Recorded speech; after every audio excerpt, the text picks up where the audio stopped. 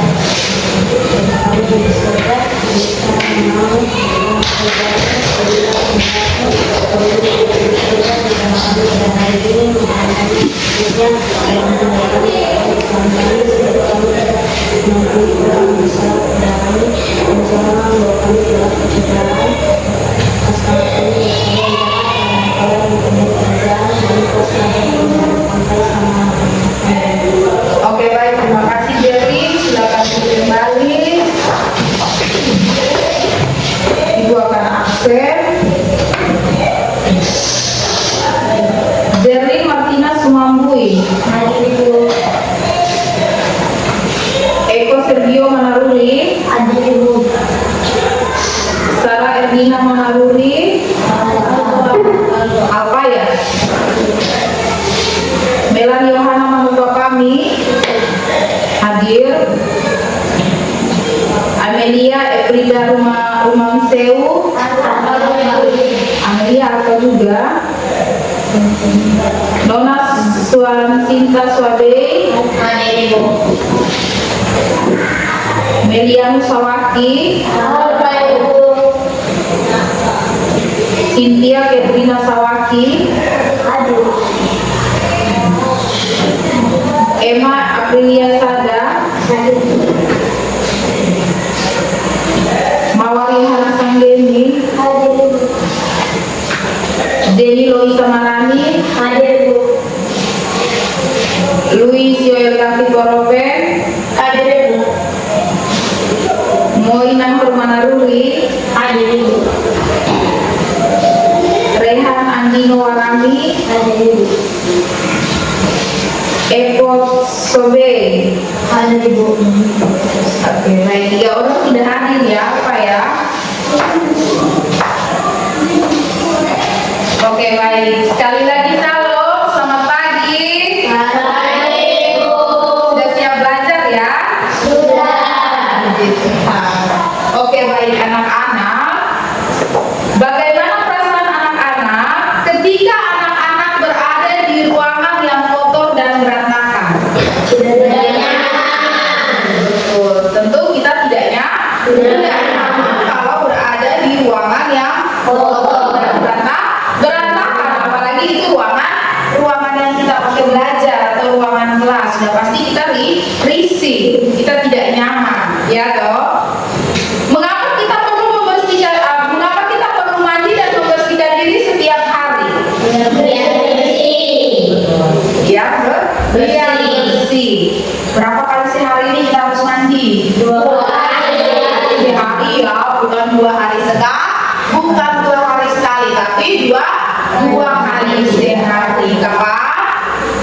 Pagi dan sore. Betul. Anak-anak, materi kita pagi ini kita akan belajar pelajaran 12, aku dan kebersihan lingkunganku. Tujuan dari pembelajaran kita pagi ini ada 4 poin. Yang pertama, dijelaskan pentingnya menjaga kebersihan diri dan lingkungan sebagai wujud syukur kepada Tuhan. Yang kedua, menyebutkan contoh-contoh tindakan menjaga kebersihan diri dan lingkungan dalam kehidupan sehari sehari-hari. Yang ketiga, menjelaskan dasar Alkitab yang mengajarkan tentang pentingnya menjaga kebersihan. Yang keempat, menerapkan kebiasaan menjaga kebersihan diri dan lingkungan di sekolah, rumah, dan masyarakat. Nah, anak-anak, penting kita menjaga kebersihan tubuh kita dan lingkungan sekitar kita. Kenapa? Karena dengan kita bisa menjaga kebersihan tubuh kita dan lingkungan di sekitar kita, itu dapat menunjang kesejahteraan dan kesehatan untuk diri kita, bahkan untuk orang-orang yang ada di sekitar kita. Ya, bagaimana caranya nih biar kita bisa menjaga tubuh kita biar tetap bersih? Nah, yang pertama, untuk menjaga tubuh kita biar tetap bersih ada beberapa hal yang bisa kita lakukan. Yang pertama itu, anak-anak lihat di depan ada gambar apa itu? Mandi. Ganti mandi ya. Mandi menggunakan sabun. Siapa yang biasa mandi tidak pakai sabun? Ya, sudah pasti kita semua mandi pakai sabun. Apa ada yang mandi tidak pakai sabun nih? Tidak ya, harus mandi pakai sabun. Kalau mandi pakai air kok, tidak pakai sabun sama saja bohong. Kenapa? Karena bakterinya tetap nempel, ya toh? Kenapa kita harus pakai sabun? Sabun itu fungsinya apa? Betul, dia bakterinya mati, ya toh? Oke, jadi perlu kita harus mandi menggunakan sabun. Jangan pergi cebur-cebur di kali, habis itu balik sudah mandi, tidak harus bawa sabun ya. Oke, biar bersih, biar apa tadi? Kenapa kita harus mandi? Biar sehat. Berapa kali sehari? 2 kali sehari mandi menggunakan sabun. Oke, hal berikut lainnya, kita harus mencuci tangan sebelum makan dan setelah beraktivitas. Nah, ini sangat penting, apalagi anak-anak ya. Anak-anak selain makan di rumah, di sekolah juga suka jajan di kantin, betul? Jangan habis belajar jam istirahat langsung pergi nih beli jajan di kantin, makan di kantin langsung hap di mulut. Jangan, harus cuci tangan. Demikian juga di rumah harus cuci tangan sebelum makan. Kenapa? Karena tangan kita ini kita gunakan untuk banyak memegang barang, ya toh. Nah, bakteri itu tidak bisa kita lihat dengan mata kita langsung, ya toh. Jadi kita tidak bisa melihat ini ada bakteri atau tidak nih. Karena itu kita perlu cuci tangan.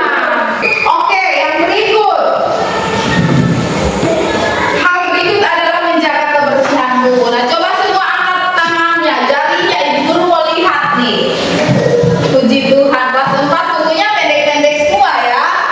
Oke, kenapa Bu Guru kita harus melihat atau merawat buku kita? Dalam arti kenapa buku kita harus selalu pendek? Ada yang tahu jawabannya? Agarnya buku jangan bakteri menumpuk di virus. Betul, agar dalam bakteri itu nyaman di tubuh kita, tinggal di tubuh kita. Sama halnya dengan walaupun kita cuci tangan tapi kuku kita tetap panjang, sama saja ya, atau bakteri tetap bersembunyi di kuku kita yang panjang itu. Nah, efeknya sama, tetap kita sakit perut karena kita makan bakterinya itu masuk. Jadi kuku harus selalu pendek ya. Jadi anak-anak, untuk menjaga kebersihan tubuh dan menjaga kebersihan lingkungan itu ternyata diajarkan juga di dalam, ditekankan juga di dalam Alkitab. Semua Alkitab? Oke, baik. Coba ibu minta tolong Ona untuk buka di 1 Korintus pasal 6. Ona buka di 1 Korintus pasal 6. Sudah ketemu? 1 Korintus pasal 6 ayat 19 sampai 20. Ibu minta Ona untuk membacakan untuk kita semua.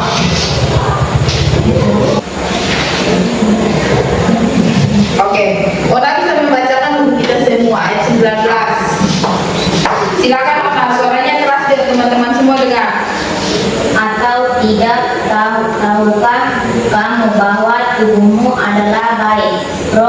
Kudus yang diam di dalam kamu, Roh Kudus yang kamu peroleh dari Allah, dan bahwa kamu bukan milik kamu sendiri. Oke, tadi kata Korintus bahwa tubuh kita ini baik siapa? Baik baik Roh Kudus yang harus dijaga kekudusan dan kebersihannya. Jadi tubuh kita ini bukan milik kita saja, tapi kata Alkitab itu adalah tubuh Roh Kudus yang harus kita jaga. Anak-anak bisa bayangkan, gereja saja itu harus dijaga kebersihannya, betul? Betul. Iya.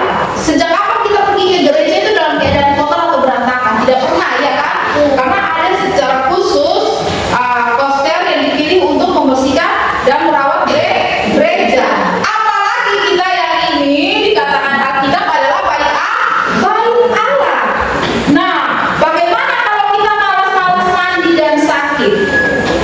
Kita sudah merusak baik Allah, ya toh? Betul tidak? Bagaimana kalau kita tidak bisa menjaga kebersihan lingkungan dan kita sakit? Nah, kita otomatis tidak bisa menjaga baik Allah. Oleh karena itu pentingnya kita harus menjaga kebersihan tubuh dan kebersihan lingkungan. Karena kata Alkitab, tubuh kita itu sebagai bayi Roh Kudus yang harus dijaga kekudusan dan kebersihannya.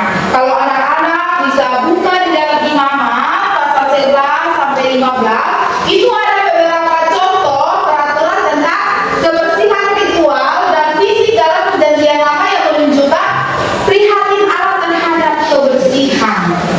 Jadi kasih kepada sesama juga tercermin dalam menjaga lingkungan yang sehat dan bersih untuk semua orang. Seperti yang tadi Ibu bilang, kalau kita menjaga kebersihan lingkungan, tidak saja berdampak positif atau tidak saja sehat untuk kita, tapi juga untuk orang-orang di sekitar kita.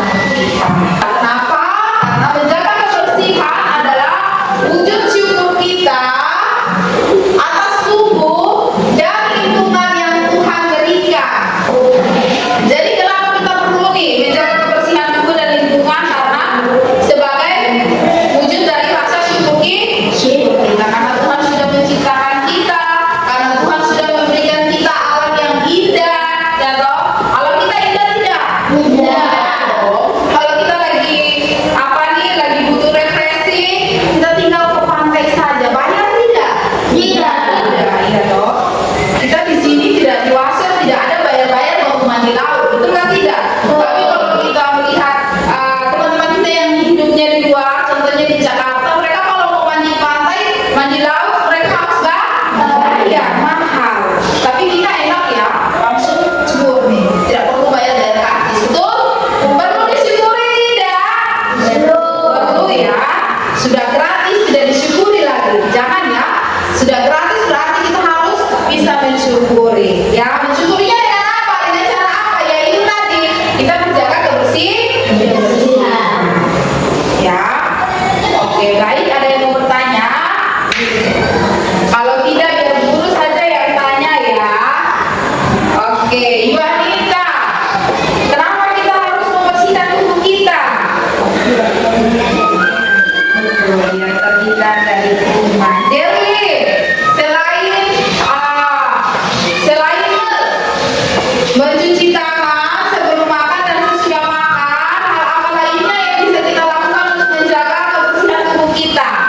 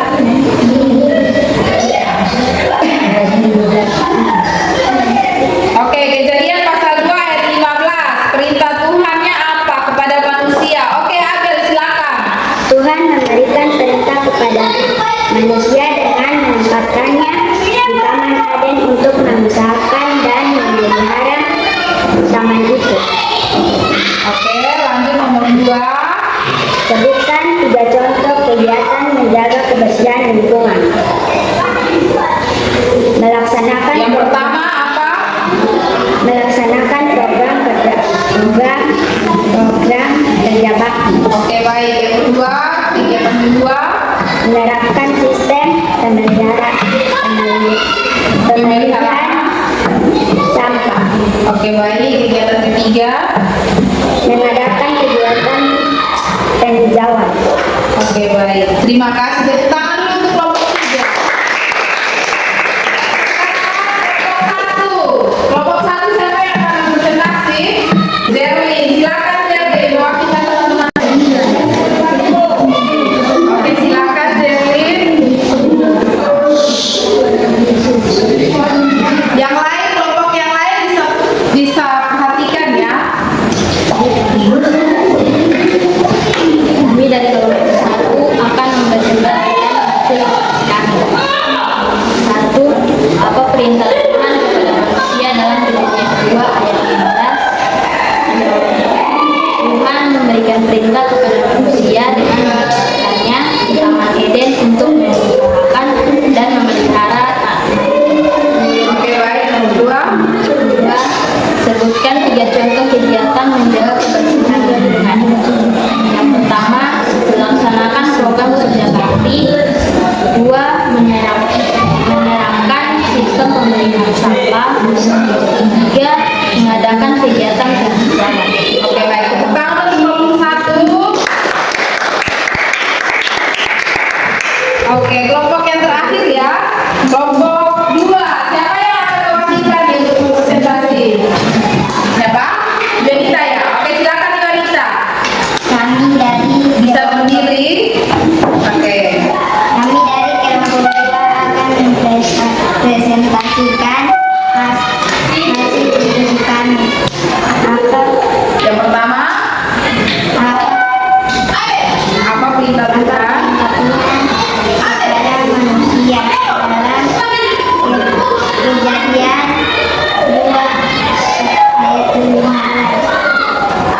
Kejadian pasal 2 ayat 15. Oke. Apa perintah Tuhan? Tuhan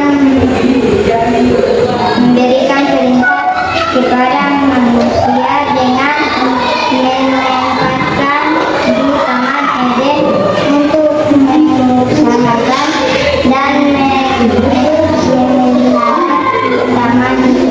Oke, nomor 2. Sebutkan 3 contoh kegiatan menjaga kebersihan lingkungan. Ada kegiatan apa? Apa saja? Melaksanakan proses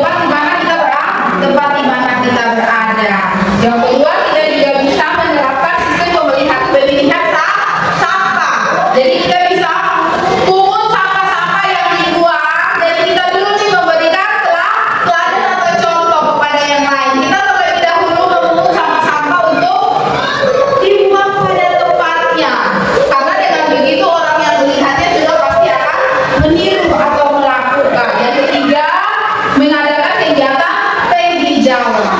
Dengan demikian, anak-anak pentingnya kita menjaga kebersihan tubuh kita dan juga lingkungan di mana kita berada sebagai wujud rasa syukur kita kepada Tuhan yang sudah memberikan lingkungan yang indah kepada kita. Oke, baik. Sampai di sini materi kita pelajaran 12.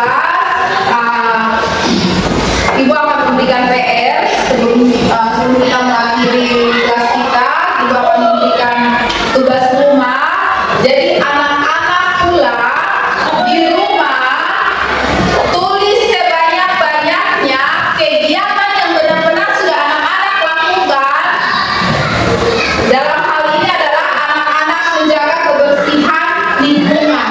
Entah itu pemilihan sampah, entah itu kegiatan penghijauan, entah itu program kerja bakti, boleh tulis sebanyak-banyaknya, ya. Nanti dibawakan di pertemuan berikut. Bisa? Oke, baik. Puji Tuhan, kelas kita selesai sampai di sini. Boleh berada di kelompok masing-masing. Ibu akan menutup kita dengan doa. Ibu akan memimpin kita dalam doa. Kita berdoa.